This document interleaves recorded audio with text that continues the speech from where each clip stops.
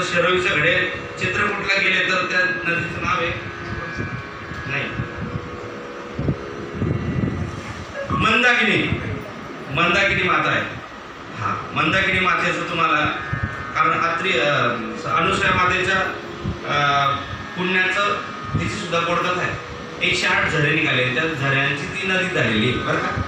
ती नदी त्या ठिकाणी सती अनुसूया पहिली गाडी सती अनुसूयाला जाईल.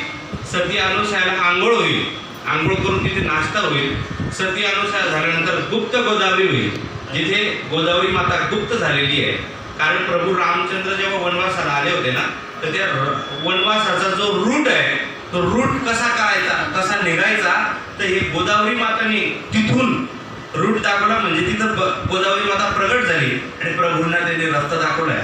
म्हणजे ती नदी तिथे प्रगट झाली आणि तिथेच गुप्त झाली पहाडामध्ये मध्ये. जसं तुम्हाला फील वैष्णोदेवी सारखं होईल हा म्हणजे डोंगरामध्ये आहे. सती अनुसूया गुप्त गोदावरी आणि गुप्त गोदावरी झाल्यानंतर जेवण वगैरे करू. जेवण करून दुपारी 3 वाजता